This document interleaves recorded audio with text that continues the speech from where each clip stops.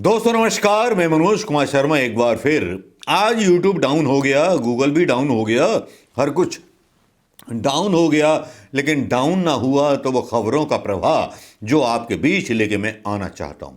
यह भी खबर हो सकता है कि जैसे कि पहले वीडियो डाला था उसके 2 मिनट बाद पूरा YouTube वीडियो डाउनलोड हो गया था, कहीं ये भी खबर डाउनलोड होने से पहले या डाउनलोड होने के बाद कहीं YouTube फिर फेल ना हो जाए, जीमेल कहीं फेल ना हो जाए।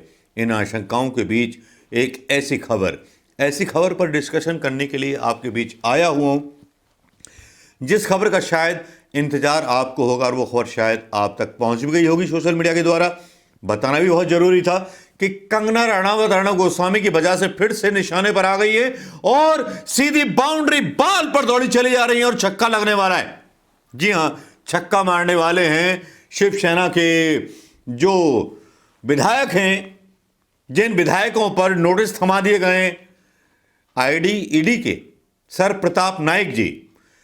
उन्होंने सीधे सीधे शिवसेना के विधायक ने विशेषाधिकार हनन का प्रस्ताव भेज दिया है और ऐसा ही नोटिस अर्णव को भी दिया गया है।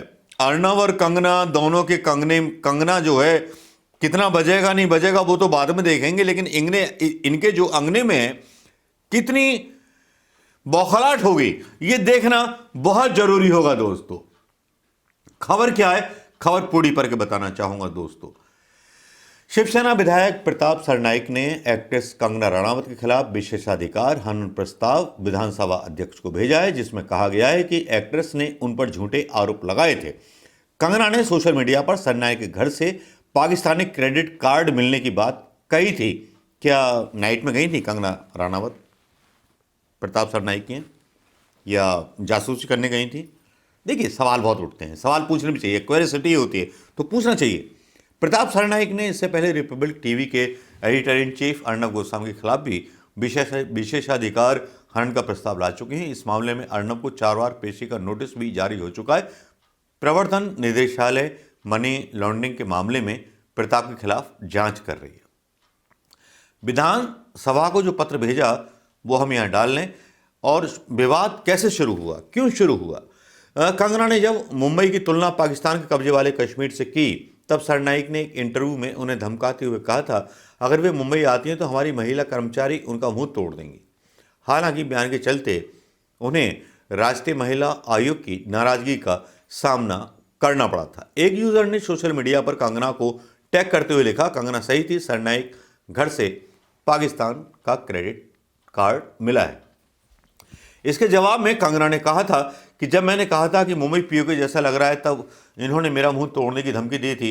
भारत के लोगों, उन्हें पहचानिए जो आपके लिए सब कुछ दांव पर लगा रहे और जो आपका सब कुछ छीन रहे, जिन पर आपको भरोसा है। कंगना रनावत वैसे भी काफ़ी विवादास्पद रही हैं हर मामले में, जबकि उनकी इतनी पकड़ सियासती नहीं है, किसी मामले में नहीं है, लेकिन यहाँ शिवसेना से भिड़ गई हैं। एक एंगल और लेके आएंगे, लेकिन बात कर रहे पहले कंगना रनावत की। सरनाईक ने कहा कि कंगना ने मुझे और मेरे परिवार को बदनाम किया, मेरे परिवार को अनावश्यक रूप से टारगेट किया गया। वैसे भी जो भारतीय जनता पार्टी के खिलाफ होता है तो उसको राजद्रोही तो बोला जाता है, किसानों को भी बोला जा रहा है, तो सर प्रताप नायक को बोल दिया देशद्रोही, तो इसमें इतना बुरा मानने वाली बात क्या है?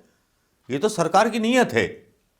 जो सरकार के साथ चलेगा, जो अंग्रेजों के साथ चलेगा, जैसे संघी चलते थे, जो अंग्रेजों के साथ चलेगा वो देश प्रेमी कहलाया जाएगा। जो आवाज उठाएगा उसको राजद्रोह के मुकदमे में अंदर डाल दिया जाएगा। साहब अब अंदर डाल दिए जाते हैं, लेकिन आगे लिखते हैं 175 करोड़ की मनी लॉन्ड्रिंग में सरनाईक जो हैं ईडी के राडार पर हैं।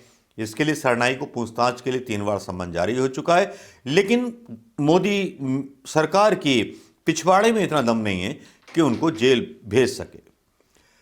अब यही सारी बातें जो हैं क्लियर हो जाती हैं कंगना रनावत के ऊपर भी और सबके ऊपर भी।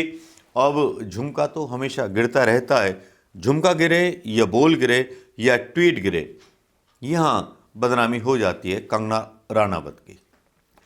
अब कंगना रनावत के ऊपर जिस तरह से बयान प्रताप सरनाईक का आया और जिस तरह से हेकड़ी दिखा रहे हैं प्रताप सरनाईक, उससे लगता है आने वाला समय कंगना रनावत के लिए बहुत टफ होने वाला है, क्योंकि आज उद्धव ठाकरे के भी बयान थोड़े से ऐसे नजर आए वो सीधे सीधे मोदी सरकार से भिड़ने की कोशिश में नजर आए। उन्होंने सीधे सीधे बात की। जब उन पत्रकारों ने सवाल पूछा, फडणवीस ने उन पर आरोप लगाए। ये बोला उन्होंने, फडणवीस ने, कि यहां पर इमरजेंसी लगा दी गई है, यहां पर कोई प्रदर्शन की इजाजत नहीं है, किसी चीज की इजाजत नहीं है। तो उद्धव ठाकरे ने बोला कि भाई किसानों को क्यों खालिस्तानी बोला जा रहा है, पहले दिल्ली की हालत संभालिए। उद्धव ठाकरे ने हेकड़ी निकाल दी फडणवीस की और सबकी।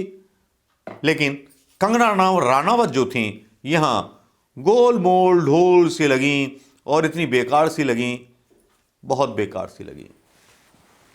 दोस्तों, कंगना राणावत पर यह खुलासा कैसा लगा जरूर बताइएगा। इस वीडियो के बारे में जरूर अपने कमेंट कीजिएगा। लेकिन उससे पहले किसान आंदोलन के बारे में भी आप ट्वीट कर सकते हैं, कमेंट कर सकते हैं, क्योंकि कंगना राणावत जैसी सेलिब्रिटी के ऊपर जब खबर आती है अचानक से मीडिया पर और जब चलाई जाती है तो उसमें लगता है कि कुछ गणित छुपा हुआ है किसान आंदोलन को दबाने के लिए। इसी बीच अर्नब के सीईओ की गिरफ्तारी हो जाती है, लेकिन खबरें आना बंद हो जाती हैं। बस कांग्रेस के ऊपर आरोप लगना चालू हो जाते हैं और शिवसेना पर आरोप लगना चालू हो जाते हैं, ये कहकर के कि ये सोनिया सेना है। शिवसेना से ज़्यादा भरोसा तो शायद भारतीय जनता पार्टी पे भी नहीं है।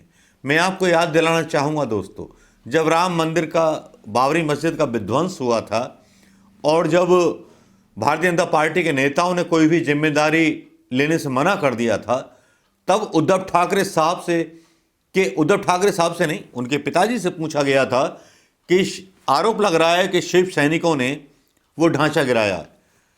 तब बाल ठाकरे बोले थे, अगर उन्होंने गिराया तो मुझे गर्व है। स्ट्रेट फॉरवर्ड आदमी था यार, ऐसा ही होना चाहिए ना। सुसु करने वाला आदमी नहीं होता, सीधे सुसरी बोलो। लेकिन वो बाल ठाकरे थे जिन्होंने उस संस्कृति को जन्म दिया, जिन्होंने वो प्यार दिया। शिवसेना जीतती रही, लेकिन मुंबई के अंदर रहने वाले मुसलमानों को कभी असुरक्षा का एहसास नहीं हुआ कि मुंबई उनकी नहीं है। शिवसेना की सरकार रही हो, चाहे महानगर की सरकार रही हो, वो जो नगर पालिका होती है या जो भी होता है, लेकिन ऐसा क्या हो गया है कि मोदी की सरकार में डर सबको लगता है। क्योंकि यहां मिनट से पहले, सवाल पूछने से पहले देशद्रोही का ठप्पा लगा दिया जाता है। तो कंगना राणावत साहब एक सवाल प्रधानमंत्री मोदी से भी पूछ, कंगना राणावत जी एक सवाल कंगना राणावत जी एक सवाल मोदी जी से भी पूछ लीजिए। जो मैंने बोला आपको कि महाराष्ट्र में जब बाल ठाकरे थे तब मुसलमानों को डर नहीं लगता था, मोदी के हिंदुस्तान में मुसलमानों को डर क्यों लगता है? ये सवाल का जवाब अगर कंगना बता दें तो आपके अंगना में हम नाचने आ जाएंगे, पूरा डिस्को करेंगे। दोस्तों, कैसा लगा ये वीडियो? और जो आरोप हैं जो शिवसेना के विधायक ने लगाए, वो आपको लगते हैं कि गलत लगाएं तो उस पर भी कमेंट कीजिएगा। ये खबर है, सिर्फ मेरी मनगढ़ंत खबर नहीं है, खबरें ही आप तक पहुंचाना मेरा काम है। दोस्तों नमस्कार, जय हिंद दोस्तों।